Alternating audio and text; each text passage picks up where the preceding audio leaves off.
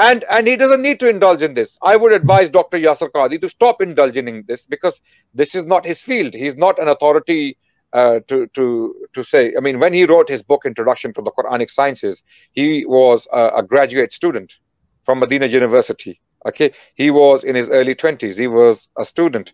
Okay, I don't know what his exact qualification in the Quran is. What he needs to do, he needs to delegate the task to the Ahlul Quran, to the Qur'an, to the masters of the Quran, people who have done PhDs in the Qira'at, and they have mastered the transmission of the Quran. He needs to delegate to them. He just threw Qadi under the bus, threw him under the bus. And he didn't get upset with hijab, he got upset with Qadi. Why did Qadi mention these things? Why did Qadi just not simply hold out the Birmingham folios? If you ask me this question today, what would you write on a blank notebook if we were asked to write the Quran on that blank notebook? I would write exactly this. This was what and why I would write that? Because this is exactly what's here. From page 1 to the page last. If you go to islamicawareness.org, there is a list of Qur'ans from the 1st century. We have the entirety of the Quran, from the 1st century. The entire Quran, we have it from the 1st century. Okay, in different libraries. Okay, we even have complete copies. The Husseini Mosque manuscript, which is from the 1st century in Cairo.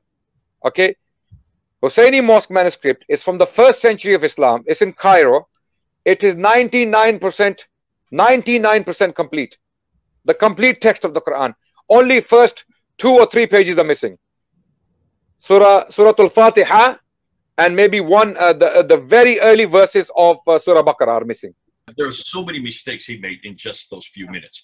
He mentioned that the Birmingham folios proved. He said, why did he just show this? Because there's no Qira'at. See, Qira'at are only the dots added and the vowelization. That's done in the 8th and 9th century. So the Qira'at is not the most damaging material. This is not even that damaging. When Qadi said this is the most difficult question they've had, no, it's not, Qadi. Wait till you see what we're going to throw at you. This is all from the 8th, 9th, and 10th century, way over here. I don't care about that. I want to know what's happened in the 7th century. I want to know what's happened in the very beginning. I want to know what happened at the time of Uthman in 652. I want to know where that Uthmanic recension is that you're always talking about. Where's the original Quran? And that's what Adnan tried to say. Adnan tried to bring that in. Did you notice? What is the Quran that he claimed was the Uthmanic Quran? The Husseini Quran in Cairo. Right. What an idiot. Wow. Claiming that, and did you notice what he claimed? He said it was from the original, but then he quickly qualified himself. No, it's from the 1st century AH. That means up to 719. Yeah. That this is before 719. Who in the world would ever accept that? 719? Nobody considers this to be even an 8th century Quran. It may be a late 8th century, but many people put this to the 9th century. What's more, it does not belong to the 63 that Islamic Awareness website that he claimed where it's being housed. He said it's in the Islamic Awareness website. Go up on the Islamic Awareness website and see if it's part of the 63 fragments that they have listed there. Not at all. When they radiocarbon date the parchment, are it's the parchment itself that they're dating, or is it the ink on the paper, or is it both? How does that work? It's the actual skin, it's the actual material. They carbon date the material, and basically the dating tells you when the animal was killed, because it is vellum. It comes from goats. It is basically goat skin, and it is highly likely that it was penned, it was written. According to the study of paleography, even the text, it is very, very ancient. It is early Hijazi script. It is very, very early Arabic writing. So both basically facts correlate. Okay, the dating of the parchment and the text. Making mistake after mistake after mistake, and saying that radiocarbon dating not only dates the parchment, it also dates the ink. Nobody in their right mind would make that kind of statement. Obviously, he doesn't know what he's talking about. The Birmingham Folios is just 2 pages front and back. It's parts of in 020. That's it. Yeah. It's not a whole manuscript. It's just a few. What's more, nothing on it is about Islam. All of it is about Moses. It's about the 7 sleepers of Ephesus. And if you look at these stories have nothing to do with Islam. These are pre-Islamic stories. Right. What's more, the dates are 568 to 645. When was the Quran finally canonized under Uthman? In 652. So even if you go with the latest date, the last date, it's 7 years before the Quran was even finally canonized, finally written down. Yeah. So how could it be the original Quran? Secondly, on top of that, carbon dating is so inexact. The fact that they have to put from 568 to 645, that's almost 100 years wingspan, proves that this is a very inexact sign. Thirdly, what you notice, and this is what you brought up, when you talk about radiocarbon dating, you can only look at when the animal died. So the parchment may have been created at that time. Let's say 645. They're going to go with the latest date, obviously. Let's just say it was created 645. When was it written on? That could be decades later. That could be many years later. What's interesting is you cannot date the ink because the ink is amalgamation of many different pigments that come from many parts of the world, that come from many years. Only date one.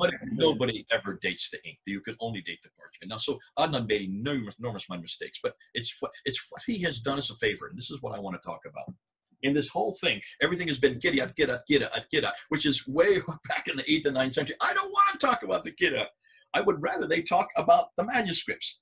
So who has done us a favor by now pushing us into the manuscripts but Adnan Rashid? Which means now, this week, we're going on the offensive. Remember, Kay, I've said always, the best defense is a good offense. Always put them on the defense. Notice nobody's talking about Bible manuscripts. Nobody's talking about the historicity of Jesus. None of this. It's all against Islam, and it's all against the Quran. The one thing the Muslims don't want us to talk about is this. I think we really do have Islam in a corner. I've never seen it this easy for me. I've never seen it this exciting. I've never seen this many admissions, and I've never seen Muslims starting to censor themselves. Since when do you censor an interview of 25 minutes midway through the week? Why do you do that? Unless, of course, you don't have answers. I would suggest that this may be the beginning of the crack of Islam starting to open. And I don't think we're just going to have a few. I think we're going to have thousands, maybe even millions who will finally live Islam over this one question. Let's see. You will never succeed because the pens have been lifted, papers are dry. We have the physical copies from the 1st century, from the life of the Prophet ﷺ. They are exactly the same as this, what we read in our homes. Husseini Mosque manuscript is from the 1st century of Islam. It's in Cairo. It is 99% complete. What is the Quran that he claimed was the Uthmanic Quran? The Husseini Quran in Cairo. Right. What an idiot.